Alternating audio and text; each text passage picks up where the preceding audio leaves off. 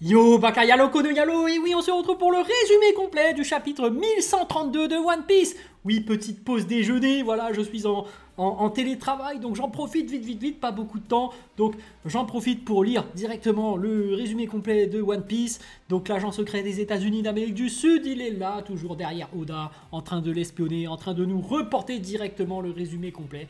Donc on va savourer ça tous ensemble, même si je trouve que durant cet arc, c'est moins bien. Mais bref, j'ai pas beaucoup de temps, hop, c'est parti, on va découvrir le chapitre tous ensemble. Donc One Piece 1132, aventure à Elbaf. Oh, ok.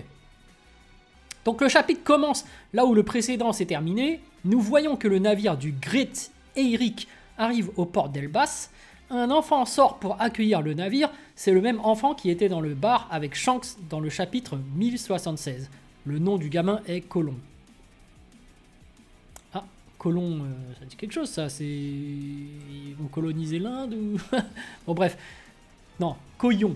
Koyon crie au vaisseau Great Eyrick de s'arrêter, mais Dory et Brogy disent qu'ils iront directement dans le monde supérieur.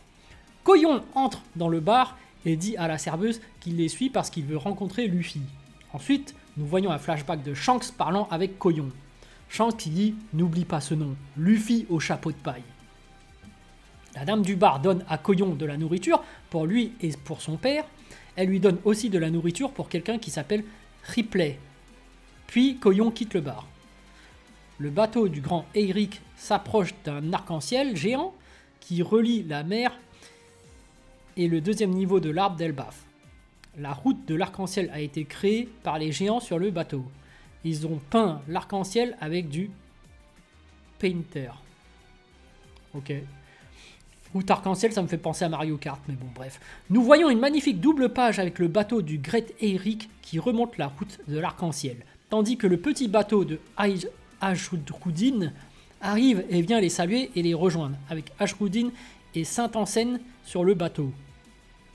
L'équipe du chapeau de paille. Nous traversons vraiment l'arc-en-ciel? Brogy qui fait Gabababa, un grand vent aujourd'hui, une bonne journée pour naviguer sur l'arc-en-ciel. Jinbei qui fait Luffy et les autres vont être ravis de voir ça. Ouais, ça fait penser à Mario Kart. Mais après, c'est stylé hein, de voyager sur un arc-en-ciel, ça doit être terrible. Retour au pont au-dessus du monde souterrain. Au-dessus du monde souterrain. Gerd et Goldberg courent et voient soudain Luffy sauter du monde souterrain. Gerd adore les petits êtres humains et trouve Luffy très mignon. Ok. Gerd et Goldberg saluent Luffy et celui-ci saute sur la main de Gerd. Il demande à Luffy ce qu'il fait là-dessous. Luffy repense à ce que Loki lui a dit. Loki qui dit « Ne dis à personne que tu m'as rencontré ici et ne parle pas non plus de notre promesse. » Luffy essaie de mentir. Il n'y arrivera pas. D'une bien mauvaise manière, il transpire tellement que Goldberg panique et arrête de demander pensant que Luffy a dû avoir des expériences horribles dans le monde souterrain. Ok. Le groupe de Nami a déjà traversé le pont, ils sont maintenant dans une forêt. Nous voyons que Rhodes est presque en train de les rattraper, mais soudain il est frappé à la tête par un arbre géant. Nous découvrons qu'il s'agissait d'un piège tendu par l'équipage du chapeau de paille pour éliminer Rhodes sans l'attaquer directement. Gerd et Goldberg ont également traversé le pont et traversent les autres. Et rattrapent les autres, pardon.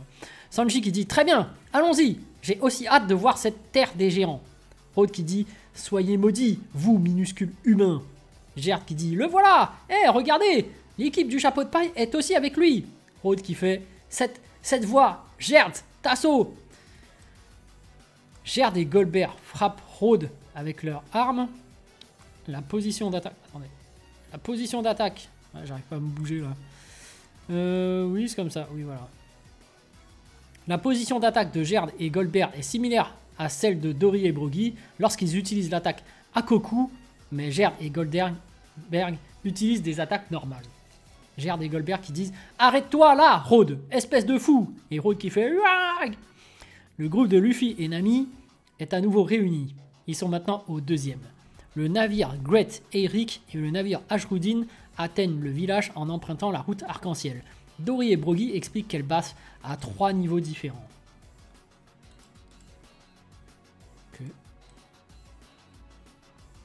Les 3 niveaux d'Elbaf. Niveau 3, monde du ciel. Niveau 2, monde du soleil. Niveau 1, monde souterrain. Ok. Ils se trouvent tous dans le monde du soleil, qui contient de nombreux villages et qui est trop vaste pour qu'on puisse le voir en entier. Le village qu'ils approchent est celui de Dori et Brogy. Dans une magnifique double page, nous avons la révélation du village de Dori et Brogy. Le village semble être construit sur des branches d'arbres dans les airs, avec de nombreux nuages d'îles à proximité. Les maisons sont les mêmes que celles que nous avons vues dans d'autres villages géants. Il y a aussi un château semblable à celui que Rhodes a construit dans son diorama Lego. Les géants qui font « Bienvenue à Elbaf !» Luffy qui fait « Waouh !» Luffy et Usopp sont très émus de voir le village. Usopp pleure de joie. Et il a intérêt à faire quelque chose, ce Usopp. Hein. Nous voyons un petit flashback de Luffy et Usopp parlant d'Elbaf à la fin de l'arc Little Garden, chapitre 129. Usopp qui fait « Les gars, un jour je le jure, j'irai à Elbaf, au village des guerriers !» Et Luffy qui fait « Très bien Usopp, allons-y !» Oh, aïe, aïe, ça date, hein. Nous voyons aussi les réactions de chacun lorsqu'ils voient le village. Robin, Nami, Bonnet et Lilith sourient de joie. Zoro, Franky, Brook et Jinbei sont stupéfaits. Chopper a les yeux qui brillent et Sanji s'appuie sur la poitrine de Gerd. En même temps que nous voyons tout cela, nous pouvons lire des encadrés qui se poursuivent jusqu'à la fin du chapitre. Encadré, grande taille, provoque des sensations. Aucun mot ne rendrait justice à cette vue. Il s'agit du royaume de la guerre sur l'île d'Elbaf. Il s'agit d'un royaume de géants communément appelé Elbaf. Okay. Le navire du grand Eric et le navire de Ashrudin arrivent au village par la route de l'arc-en-ciel et tout le monde est enfin réuni. Franky qui fait « Ah, Luffy, tu es donc là toi aussi? Nous te cherchions. » Luffy qui fait « Vous venez d'arriver? Ah ah ah, c'est super qu'on puisse se rencontrer, tout se passe bien. » Lorsque Luffy, Usopp et Chopper découvrent que le groupe Franky navigue dans un arc-en-ciel, leur visage se transforme. Usopp, Luffy et Chopper qui font « Ah, vous êtes sur un arc-en-ciel en ce moment? Laissez-nous y monter aussi !» Oui, bon, One Piece c'est ça, c'est l'aventure, c'est le voyage, c'est le rêve de faire le tour du monde, voilà, on ressent l'enthousiasme qu'ils ont. Dans la dernière page du chapitre, les boîtes de texte continuent et nous découvrons qu'il s'agit d'une narration de Louis Arnott, l'explorateur qui a écrit sur Little Garden dans le célèbre livre Bragmen. Louis Arnott, de l'herbe ou des arbres, de la vigne aux fleurs et aux insectes, poissons ou oiseaux, en passant par tous les animaux, y compris tous les animaux. On ne peut que s'étonner de l'immensité de la chose. Cher explorateur, le temps que vous avez passé ici ne sera pas vain. Dans les dernières planches du chapitre, on voit la silhouette d'une personne qui marche dans la forêt. Un grizzly géant regarde à l'arrière-plan. On ne voit pas encore qui est cette personne, mais elle a les cheveux longs et porte un chapeau. Il s'agit probablement de la personne qui buvait avec Crocus dans la couverture du chapitre 631. La narration de Louis Arnaud se termine dans la dernière planche du chapitre. Louis Arnaud, cependant, si je ne dois enregistrer qu'une seule chose sur le mystérieux pays d'Elbaf, l'endroit où tout est énorme, je souhaite que vous vous souveniez de mes paroles quelque part au fond de votre esprit. Ne prolongez pas trop longtemps votre séjour sur cette terre. Explorateur Louis Arnaud. Qu'est-ce qui va se passer si on se prolonge trop longtemps? Bref, pas de pause la semaine prochaine, ça va être cool. On va enchaîner. Donc bon, les amis, voilà, hein, un chapitre découverte d'Elbaf qui continue. Il n'y a pas grand-chose, ça se met en place.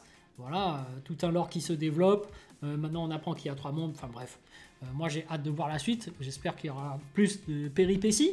Mais voilà, c'est intéressant. On découvre l'univers de One Piece, encore une nouvelle fois, par rapport au lore. Bah, c'est du One Piece, c'est l'aventure, le partage, le rêve de faire le tour du monde. Ça a toujours été ça, One Piece. C'est principalement du voyage et de la découverte. Donc les amis, sur ce, je vous dis donc à plus dans le bus, ou plutôt à plus tard dans le car, ou plutôt à bientôt dans le bateau.